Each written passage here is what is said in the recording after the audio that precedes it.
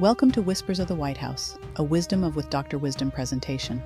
Today, we're focusing on the role of the Secretary of Defense, one of the most critical positions in the U.S. government. This individual oversees the nation's defense policies and the armed forces, serving as the principal advisor to the President on military matters. The Secretary's decisions influence global operations, military readiness, and national security.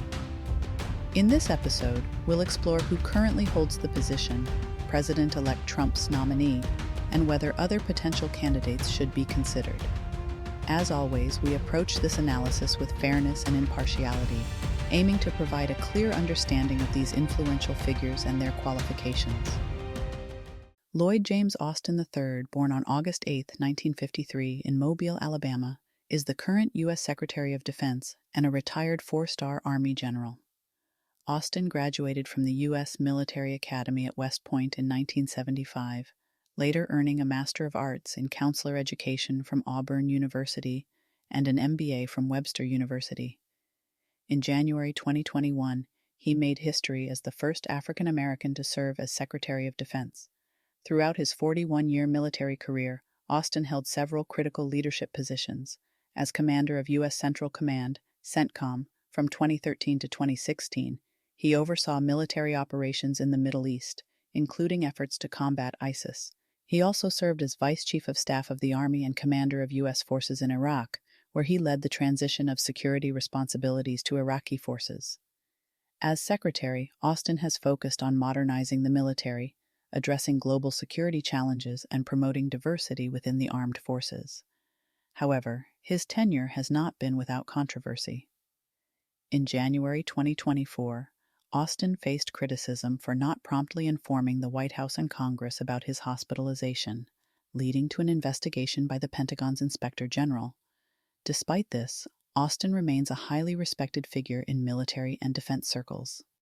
Trump's nominee for Secretary of Defense, Pete Hegseth, presents a stark contrast to Lloyd Austin. Born on June 6, 1980, in Minneapolis, Minnesota, Hegseth is a former Army National Guard officer and a television personality. He earned a Bachelor of Arts from Princeton University and a Master in Public Policy from Harvard University. During his military career, Hegseth completed tours in Guantanamo Bay, Iraq, and Afghanistan, achieving the rank of Major and earning accolades like the Bronze Star Medal and Combat Infantryman Badge. Hegseth transitioned into media in 2014, joining Fox News as a contributor and later co-hosting Fox and Friends Weekend. Known for his conservative commentary, he has authored books on politics and education. His nomination has sparked debate, with critics questioning his limited experience in defense administration and controversial past statements on military diversity. Hegseth has also faced personal controversies, including allegations of sexual misconduct, though no charges were filed, and criticism of a tattoo featuring the Jerusalem cross and the phrase Deus Vult, symbols historically tied to the Crusades and appropriated by some extremist groups. He has defended these as expressions of his Christian faith. Hegseth has also been criticized for opposing the inclusion of women and minorities in combat roles, raising concerns about his ability to lead a diverse modern military. Austin and Hegseth represent two very different visions for the Department of Defense. Austin brings decades of military leadership, operational expertise, and a proven track record in managing large-scale defense initiatives.